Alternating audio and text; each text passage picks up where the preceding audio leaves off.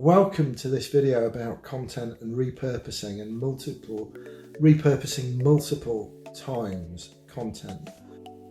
Before I go into that, if you do find this video on YouTube and you enjoy the content, hit the subscribe button just down here in this corner, ring the notification bell. If you've liked it, give us a thumbs up and a share. Spread the word, and if you've got any comments or any additions to what I'm going to share with you, please add them in the comments.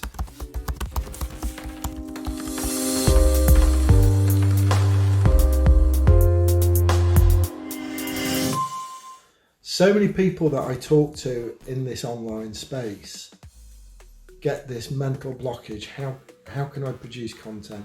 How can I get content onto multiple platforms? How can I spread my word and promote my brand?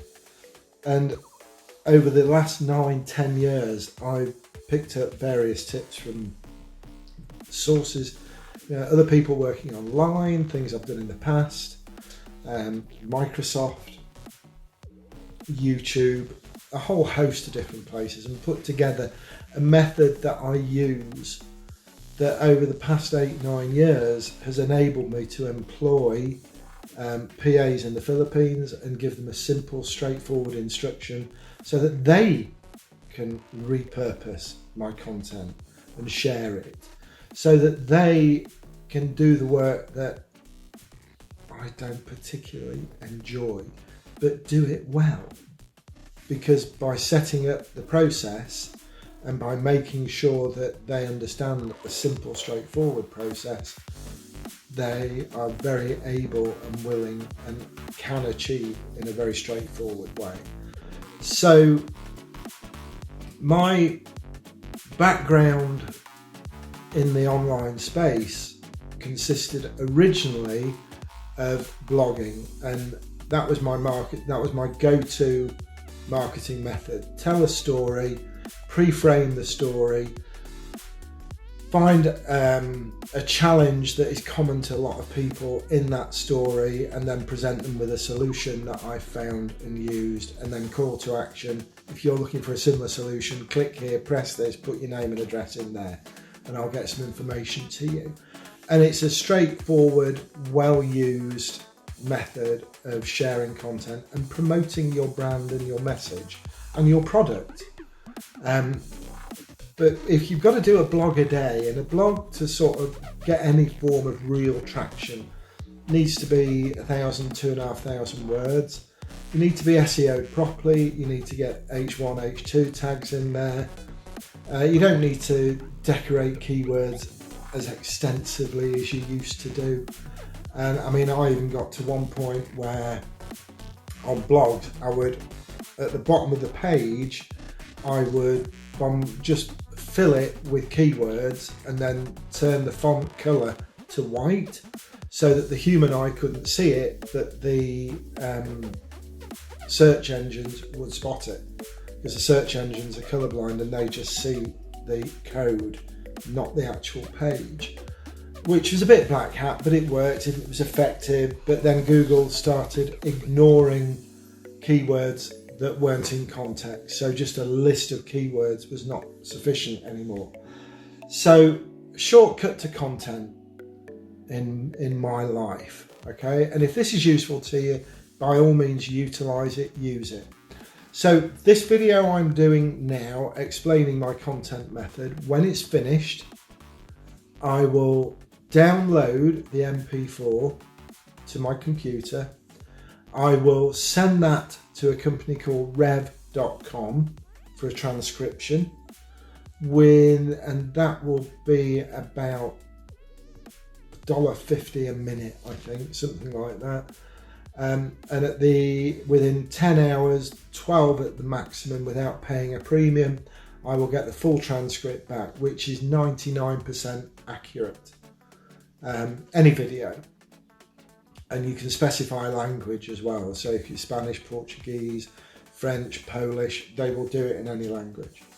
So it's a huge, huge benefit. And the accuracy, as I say, is phenomenal. Rev sent me the transcript back. That I then copy and paste into a Word document.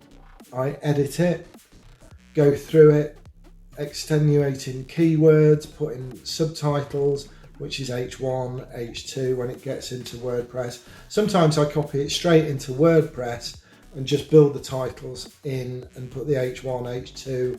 If there's bullet points, highlight the bullet points. And that then becomes a blog post in WordPress, in my blog. It also becomes the video description when I upload that video to YouTube. So straight away, you've repurposed a video twice and you're getting written content and you're getting the description for the YouTube video. Because again, YouTube is a search engine. Search engines are pretty much the same all over the world. It works on the Google algorithm. So the search engine is also identifying the keywords in the video description. I then have a template document with my calls to action at the beginning. So subscribe button, whatever offer I'm promoting, that link to Rev, link to a couple of testimonies. Then it goes into the description, which is the body content. And then at the end, there will be the usual call to action in the blog post, which is if you've enjoyed this, share it, sign up for a regular email. If you want to join me for a coaching call, click here. And that coaching call link is also in the video description. So from 1 5-10 minute live video in Facebook, I've done a live video to a group, one piece of content. I've repurposed it for YouTube. I've repurposed it for my blog post. I will then share that blog post and or video across Facebook pages, groups and stories, Twitter, Tumblr, LinkedIn, Instagram, where else? Pinterest, Blogger. So from that one piece of content, I have now shared it multiple times. And that's automated using a company called OnlyWire. So that takes some setting up and it's a paid service, but the Filipinos can do it. Very little instruction. So I'm pretty sure you can. Okay. So that in a nutshell is how I produce regular content. And it has served me well over the years. So that's my share for today. If you enjoyed this video, please hit the subscribe button, ring the notification bell. Give us a like, give us a share. And if you've got any comments, please put them in. We'd love to hear from you. You take care. Steve Greenhalgh, stuckinatruck.com. Look after yourself. Bye-bye.